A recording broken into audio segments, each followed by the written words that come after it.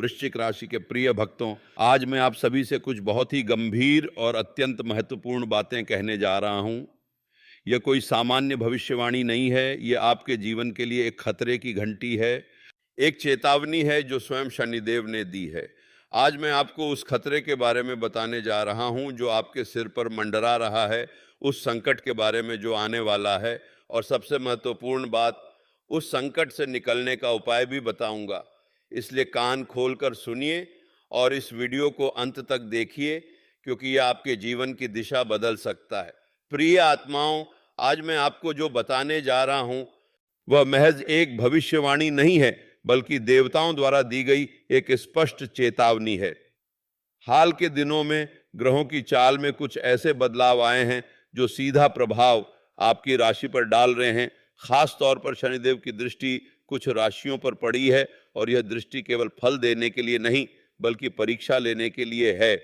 यह वह समय है जब आपको अपने कर्मों, अपने व्यवहार और अपने विचारों पर विशेष ध्यान देना होगा, क्योंकि इस समय थोड़ी सी भी लापरवाही आपको भारी नुकसान पहुंचा सकती है।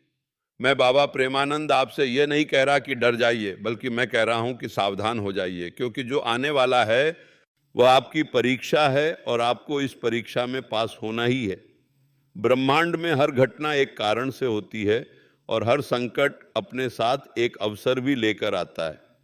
लेकिन उस अवसर को देखने के लिए हमें संकट के पार देखना सीखना होगा। शनिदेव न्याय के देवता हैं। वे किसी को दंड नहीं देते, बल्कि वे हमें हमारे कर्मों का फल देते हैं। यदि आपके कर्म अच्छे हैं तो शनि आपको सफलता देंगे, और यदि आपके कर्मों में कोई कमी है तो वे आपको सुधारने का अवसर देंगे, भले ही वह अवसर कितना भी कठिन क्यों न हो। यही वह समय है जब शनिदेव आपको सुधारने का अवसर दे रहे हैं, और इस अवसर को गंवाना नहीं चाहिए। आइए अब जानते हैं उन खतरों के बारे में जो आपके जीवन में आ सकते हैं, और उनसे बचने के उपाय भी जानेंगे। सबसे पहला खतरा आपके आर्थिक जीवन से जुड़ा है। आने वाले दिनों में अचानक धन हानि हो सकती है, या कोई निवेश फेल हो सकता है, या फिर आपकी आय का कोई स्रोत अचानक बंद हो सकता है। यह खतरा उन लोगों पर अधिक है जिन्होंने अपनी कमाई का सही उपयोग नहीं किया, जिन्होंने दूसरों का अधिकार छीना, या जिन्होंने अनैतिक तरीकों से धन कमाया। शनिदेव उन्हें सबक सिखाने के लिए इस प्रकार की स्थितियां पैदा करते हैं, लेकिन यदि आप सतर्क रहें तो इस संकट को टाल सकते हैं। इसके लिए आवश्यक है कि आप अपने खर्चों पर नियंत्रण रखें, अनावश्यक जोखिम न लें, और अपने धन का कुछ हिस्सा दान या पुण्य के कार्यों में लगाएं। जो व्यक्ति दूसरों की मदद करता है, शनिदेव उसकी मदद करते हैं। राधे राधे। यह वचन सदैव याद रखें। दूसरा बड़ा खतरा आपके स्वास्थ्य से जुड़ा है। शनि की 7.5 या ढैया के दौरान अक्सर स्वास्थ्य संबंधी परेशानियां बढ़ जाती हैं। अचानक कोई बीमारी हो सकती है, पुरानी बीमारी फिर से उभर सकती है, या फिर किसी दुर्घटना का सामना करना पड़ सकता है। यह खतरा विशेष रूप से उन लोगों को है जो अपनी सेहत के प्रति लापरवाह हैं, जो नशा करते हैं, या जिनकी जीवन शैली खराब है। लेकिन आप इस संकट से बच सकते हैं अगर आप नियमित रूप से योग, प्राणायाम और ध्यान करते हैं। अपने आहार पर ध्यान दें, मौसम के अनुसार खाना खाएं, और दिनचर्या को अनुशासित करें। स्वस्थ शरीर ही स्वस्थ आत्मा का घर है, और एक स्वस्थ आत्मा ही शनि के प्रकोप को सहन कर सकती है। भोलेनाथ की भक्ति इस समय सबसे अधिक काम आती है, क्योंकि वह संकटों के हरने वाले हैं। तीसरा खतरा आपके रिश्तों और परिवार से जुड़ा है। इस समय आपके अपने ही आपसे विमुख हो सकते हैं, परिवार में कलह हो सकती है, या फिर किसी करीबी व्यक्ति द्वारा विश्वासघात हो सकता है।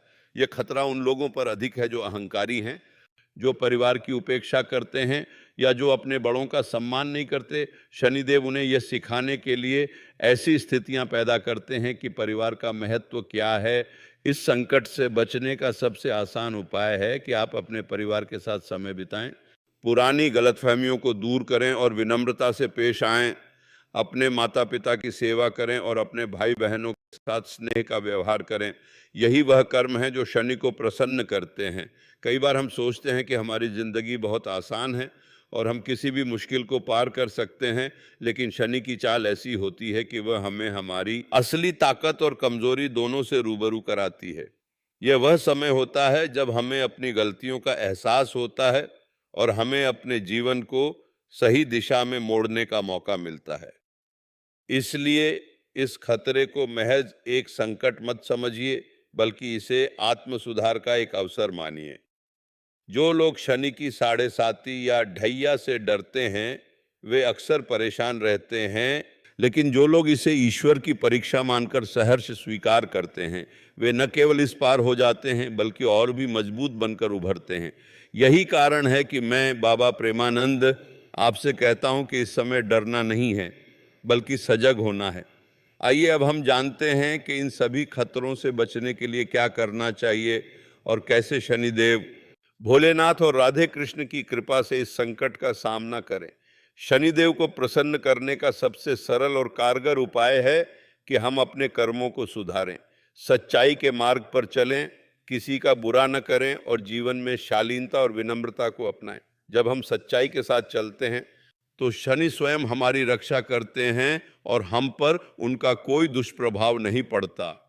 यह भी ध्यान रखना चाहिए कि जो व्यक्ति दूसरों के दुख में सहायता करता है, उसके जीवन में शनि की साढ़े साती का असर बहुत हल्का होता है। इसके अलावा शनिवार का दिन शनिदेव को समर्पित है। इस दिन आप शनि मंत्रों का जाप कर सकते हैं या शनिदेव को तेल या उड़द दान कर सकते हैं। इससे शनि की कृपा प्राप्त होती है और जीवन में सकारात्मक ऊर्जा का संचार होता है। अब बात करते हैं भोलेनाथ की, क्योंकि वह संकट मोचन है। संकट के समय में महादेव की भक्ति करने से सारे कष्ट दूर हो जाते हैं। एयूएम नमः शिवाय का जाप, शिवलिंग पर जल चढ़ाना और भोलेनाथ का ध्यान करना बहुत लाभकारी होता है। जब आप किसी बड़े संकट में हो तो बस एक बार हर हर महादेव का नाद करें। देखिए कैसे सारी नकारात्मकता दूर हो जाती है। भोलेनाथ की कृपा से बड़ा संकट भी टल सकता है। उन्होंने हलाहल विष पीकर संसार की रक्षा की थी, तो आपके छोटे मोटे संकटों का क्या कहना। इसलिए इस समय महादेव से प्रार्थना करें और उनके चरणों में अपनी सारी चिंताएं समर्पित कर दें। और सबसे महत्वपूर्ण, राधे कृष्ण की भक्ति। जीवन में जो भी संकट आए, हमें राधे राधे का स्मरण करना चाहिए। भगवान श्री कृष्ण ने गीता में कहा है, मामेकम शरणम व्रज, मुझे एकमात्र शरण में आओ। जब हम भगवान के चरणों में पूर्ण समर्पण कर देते हैं तो हर संकट हमसे दूर भाग जाता है। राधा कृष्ण का नाम लेने से मन में अपार शांति आती है और आत्मबल बढ़ता है। ये आत्मबल ही है जो हमें किसी भी खतरे का सामना करने की ताकत देता है। जब संकट आए तो बस राधे राधे कहें और आप देखेंगे कि परिस्थितियां अपने आप अनुकूल होने लगती हैं। अब जब आप इन उपायों को जान गए हैं तो इन्हें अपने जीवन में उतारना आवश्यक है। खतरे की घंटी सिर्फ इसलिए बजाई गई है ताकि आप सचेत हो जाएं, न कि इसलिए कि आप भयभीत हो जाएं। जीवन में संकट तो आते ही रहते हैं, लेकिन जो व्यक्ति इन संकटों को ईश्वर की परीक्षा मानकर धैर्य और विवेक से सामना करता है, वही सच्चा भक्त है। इस समय सबसे बड़ी आवश्यकता है अपने अंतर्मन की आवाज को सुनने की, क्योंकि ईश्वर हमसे अक्सर मौन रहकर बात करते हैं। अगर आपके अंदर कोई अनचाहा विचार आ रहा है, या कोई बुरा सपना बार बार आ रहा है, या अचानक से आपको किसी काम में बहुत ज्यादा रुकावट आ रही है, तो समझ लीजिए कि यह ईश्वर का एक संकेत है।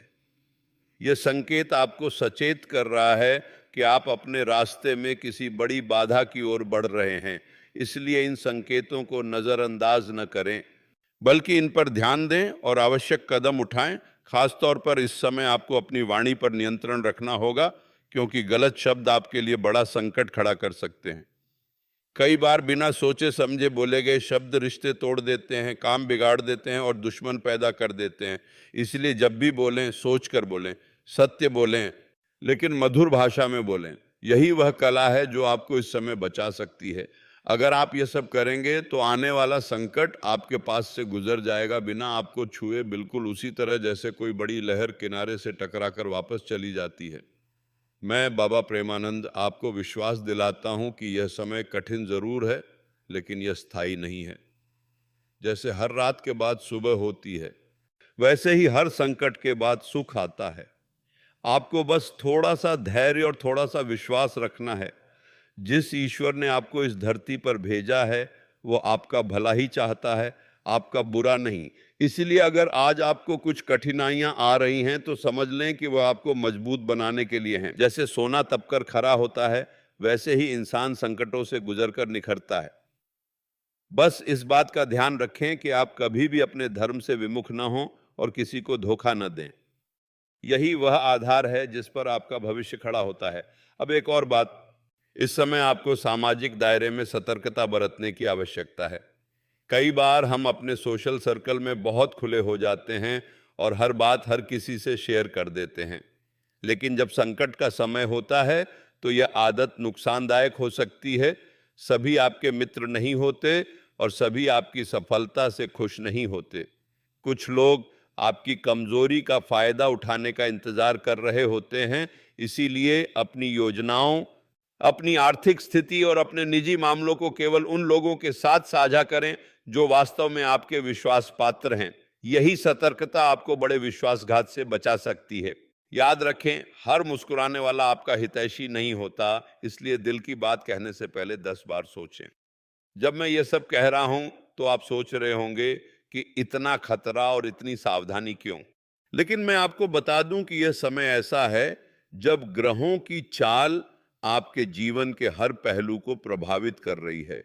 शनिदेव आपको परख रहे हैं, भोलेनाथ आपको आशीर्वाद दे रहे हैं और राधे कृष्ण आपको मार्ग दिखा रहे हैं। यह वह दुर्लभ संयोग है जब आपको सच्चाई और धैर्य के साथ आगे बढ़ने का अवसर मिल रहा है।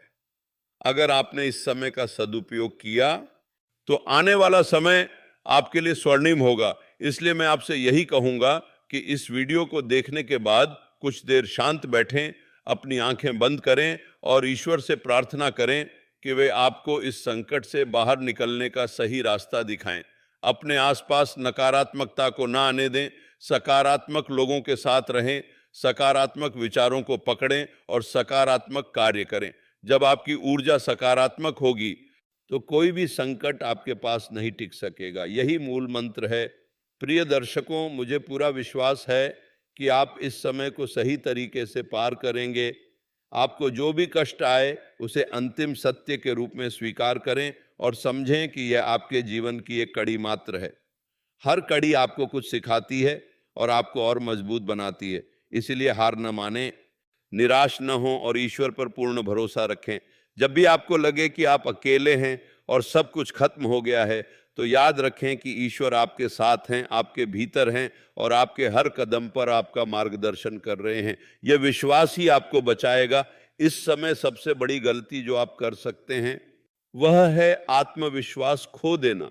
आत्मविश्वास ही वह शक्ति है जो आपको किसी भी संकट से लड़ने की क्षमता देता है। जब आप स्वयं पर विश्वास करेंगे तो ब्रह्मांड भी आप पर विश्वास करेगा, और जब ईश्वर आपके साथ है तो कौन आपके विरुद्ध हो सकता है। इसलिए अपने इस विश्वास को बनाए रखें और किसी भी परिस्थिति में डरें नहीं। डर केवल एक भ्रम है जो आपको आपकी ताकत से दूर कर देता है। इस भ्रम को दूर करें और आप पाएंगे कि आप पहले से कहीं अधिक सशक्त हैं। अब बात करते हैं उस चमत्कार की जो इस संकट के बाद घटित हो सकता है। हाँ, संकट के बाद चमत्कार ही होता है, क्योंकि ईश्वर की कृपा हमेशा उन पर होती है जो कठिन समय में भी धैर्य नहीं खोते और अपने कर्मों को सही रखते हैं। जैसे ही यह ग्रहों की चाल थोड़ी सी सामान्य होगी, आप अपने जीवन में ऐसे बदलाव देखेंगे जो आपने पहले कभी नहीं देखे। आपकी मेहनत रंग लाएगी, आपका धन वापस आएगा, आपके रिश्ते सुधरेंगे और आपको अपार खुशियां प्राप्त होंगी। यह सब होगा बशर्ते आप इस समय अपने विवेक का सही इस्तेमाल करें। यही वह चमत्कार है जो बहुत कम लोगों को देखने को मिलता है, लेकिन जो इस समय परीक्षा में सफल हो जाते हैं वही इस चमत्कार के साक्षी बनते हैं। और जब आप उस चमत्कार को देखेंगे तो आपको एहसास होगा कि यह सारा संकट, ये सारी परेशानी केवल आपको उस विजय के लिए तैयार कर रही थी। इसलिए आज से ही अपनी जीवन शैली में थोड़ा सा अनुशासन लाएं। हर सुबह उठकर भगवान का स्मरण करें, अपने कार्यों को समय पर पूरा करें और रात को सोने से पहले दिन भर की गलतियों पर चिंतन करें। यह साधारण आदतें आपको बहुत बड़ा लाभ देंगी।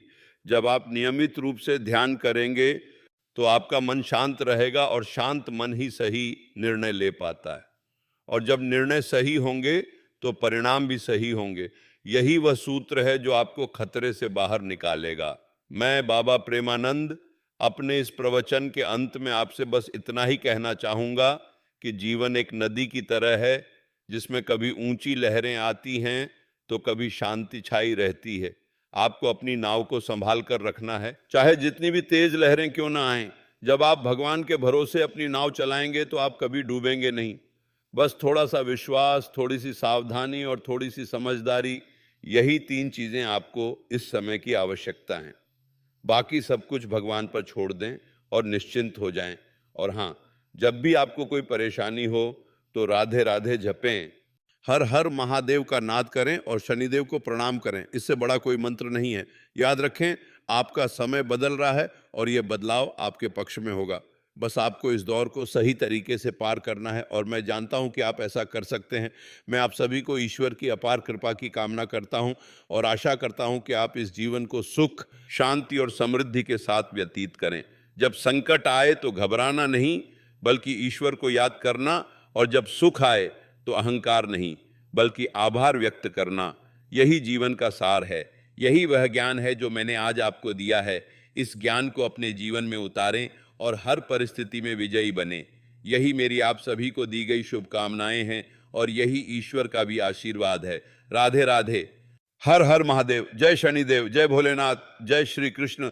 एक बार फिर मैं आपसे यही कहूंगा, सावधान रहें, सतर्क रहें और ईश्वर के चरणों में पूर्ण समर्पित हो जाएं। आपकी सारी मुश्किलें दूर हो जाएंगी और आपका जीवन खुशहाल हो जाएगा। यही मेरी कामना है।